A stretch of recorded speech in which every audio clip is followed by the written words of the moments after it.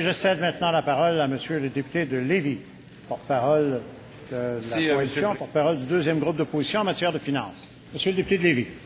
Merci. J'aimerais remercier monsieur le député de Rousseau pour son premier budget. Et j'aimerais commenter pour notre parti le budget en 4 points, Monsieur le Président. Premièrement, j'aimerais expliquer comment clairement le gouvernement vient piger encore dans les poches des contribuables.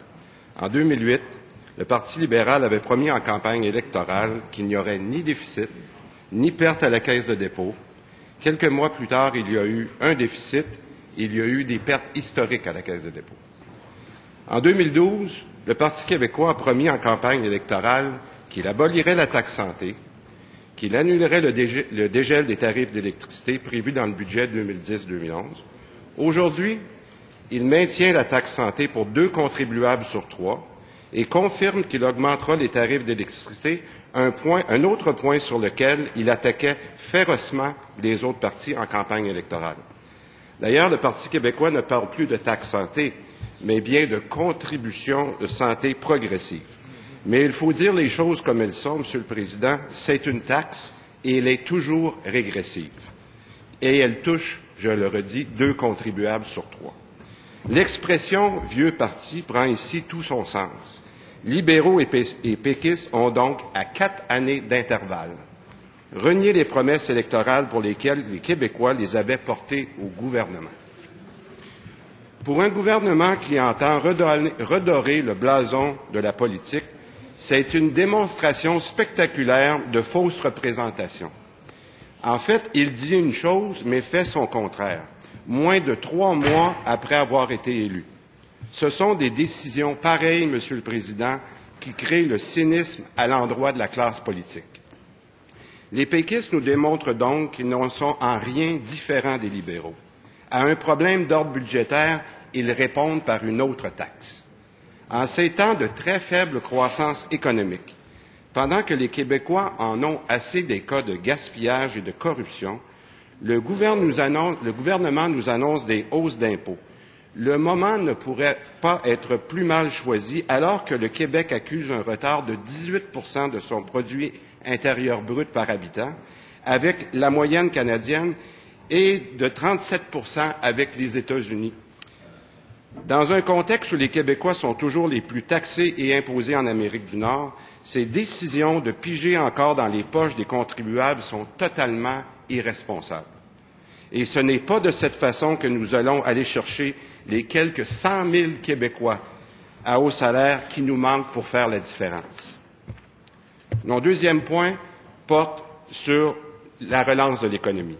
En additionnant toutes les mesures de développement économique dans le budget, on arrive à un grand total de 61 millions de dollars. Il n'y a donc aucun effort tangible pour augmenter le produit intérieur brut du Québec, pour créer des emplois et pour stimuler l'économie.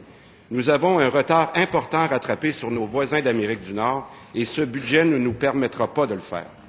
Dans la fameuse Banque de développement économique, aucune liquidité additionnelle n'est prévue à ce nouvel organisme. On change de nom, mais on ne lui donne aucun nouveau moyen. C'est ce qui s'appelle jouer avec les mots et non aider les avantages des entrepreneurs, lesquels nous demandaient de simplifier le système. Il n'y a donc aucune vision crédible de la part de ce gouvernement pour renoncer l'économie et lui donner des bases solides.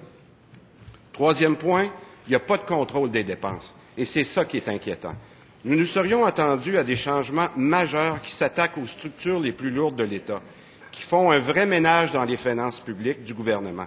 À la place, le gouvernement nous présente des cibles audacieuses de réduction de dépenses, mais sans nous dire comment il va les atteindre et sans garantie qu'il ne coupera pas dans les services.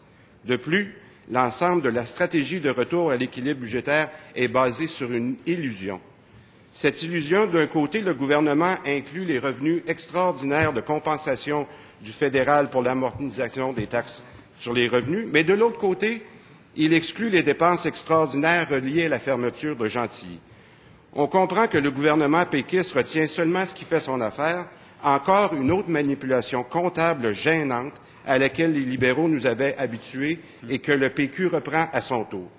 Dans le contexte budgétaire actuel, il fallait un véritable plan de réduction des dépenses du gouvernement À la place, nous avons droit à un minable cours de comptabilité 101. Bravo. En terminant, le verdict de la coalition. Le gouvernement savait très bien que pour obtenir l'appui de la coalition, il devait remplir 4 conditions. Abolir la taxe santé, ne pas hausser l'impôt des Québécois, atteindre un véritable équilibre budgétaire et proposer un plan crédible sur la relance économique. Malheureusement, il échoue dans les 4 cas. Il maintient l'injuste taxe santé, il augmente l'impôt des Québécois, il tripote les chiffres pour atteindre l'équilibre budgétaire et son plan de relance de l'économie est un des plus faibles jamais présentés dans un budget. La coalition Avenir Québec ne peut tout simplement pas cautionner un tel manque de respect envers les contribuables du Québec. Merci, Monsieur le Président.